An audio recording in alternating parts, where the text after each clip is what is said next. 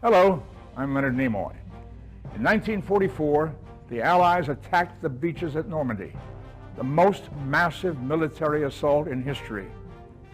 During these troubled times, Hollywood stars such as Bob Hope endlessly traveled the globe to entertain the battle-weary troops. And meanwhile, back in the U.S. in 1944, zoot suits had come into fashion. Elsewhere, the ballpoint pen was beginning to make its mark on history. In sports, Southern Cal beat Washington in the Rose Bowl. But there's lots more in this 1944 episode of Our 20th Century. June 6, 1944, and the greatest armada in military history is assembled in England for an assault on Hitler's fortress Europe. For this long-awaited D-Day, the Allies have assembled 12,000 planes to protect a surface force of 4,000 ships, all under the supreme command of General Dwight D. Eisenhower, who has British General Montgomery at his side. The Allied forces have nearly 3 million troops trained for the assault, and British and U.S. planes bomb the French coast around the clock, dropping 9,000 tons of explosives during a few hours before the landings.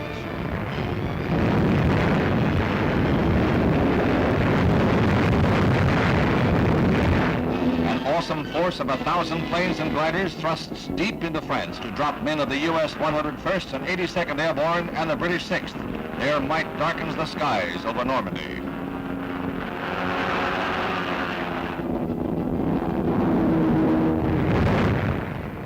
Have complete control of the air and cover the surface forces as Allied troops pile into landing craft to hit the coast from Cherbourg to Le Havre. As they prepare to move in, 500 warships lay down a withering barrage.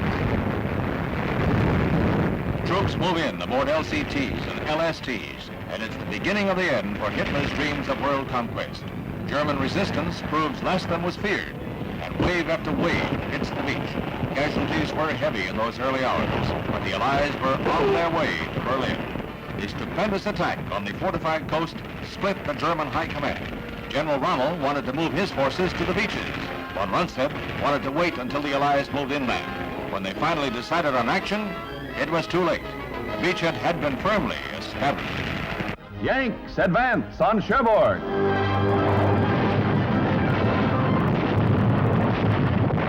From 30 to 50,000 Nazis were trapped by General Omar Bradley's 1st United States Army closing in on Cherbourg. Bitter street fighting marks the last stage of the push, and G.I. Joe is wary of Nazi snipers.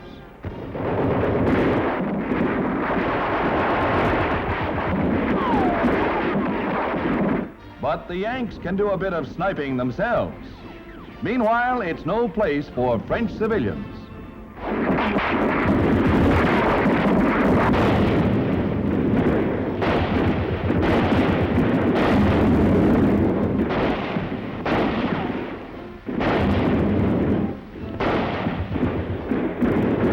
Cherbourg streets are a shambles as our troops drive doggedly toward the harbor.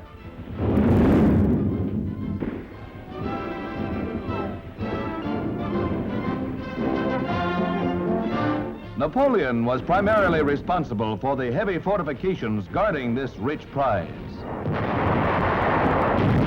Yank artillery cracks down on a Nazi bastion in the harbor as point-blank firing razes the last German stronghold.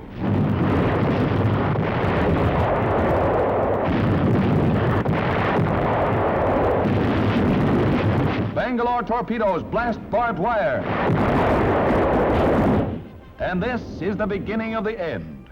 Cherbourg's grim defenders surrender. As the Allied liberation of France rolls forward, thousands of Hitler's hordes fall into our hands. During the first 30 days of the Norman campaign, the Germans suffered 75,000 casualties. Our own men show the scars of battle, too. French women who collaborated with the Germans received their shameful reward. Among these was one who betrayed many of her fellow countrymen to the Nazis. The final result was that the victims lost their lives or suffered untold cruelties. Public humiliation is, in reality, mild punishment for traitors. A hard-fought title game is in the making at the Polo Grounds as Laws of the Green Bay Packers tears through the New York Giants line for a 17-yard gain. Frisch, the Packers' brilliant ground gainer, slashes through right tackle for 23 yards more, putting the ball on the Giants' 1-yard stripe. Again, it's Frisch over for the Packers' first tally. Piling it on during the first period, the Packers' Comp slings a fast one to Hudson, who is downed after a 23-yard gain. Packers set up their second scoring play, beating the Giants for the title by a score of 14-7. Southern beaches beckon and spring is just around the corner, according to these Halpert creations shown at New York's Hotel Pierre. A ballerina print is featured with a tricky mandarin bag. And if safety is your motto, here's a good little pin-up.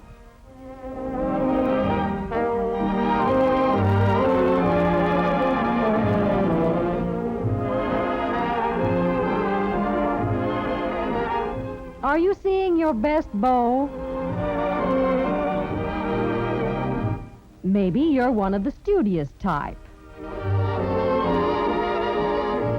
Speaking of the South, which includes this Texas Miss and her circular rotating bag, wouldn't you love to be in Florida?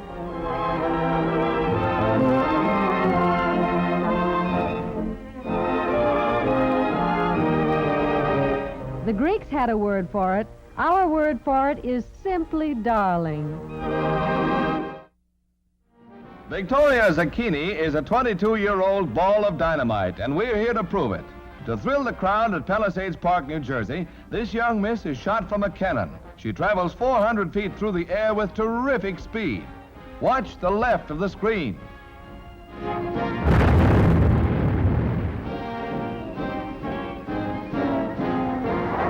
Her father first did this 20 years ago, then her two brothers. With them in the Army, she carries on. We must say that she seems to have a bouncing good time, but just a minute. This couldn't happen to a nicer girl. She can't miss, we hope. The New Jersey State Fair opens this year with a bang as Jack Kochman sends his hell drivers crashing down the midway, and it's all done with homemade propane gas, ration-free. No one knows what to expect, but this jalopy jitterbug emerges in one piece. Another commando looking for trouble. He gets it. What a way to make a living, but this Superman loves it. And another fire eater. Well, this guy's okay, but here comes another pair of hell drivers headed for double trouble. Just a pair of Sunday drivers.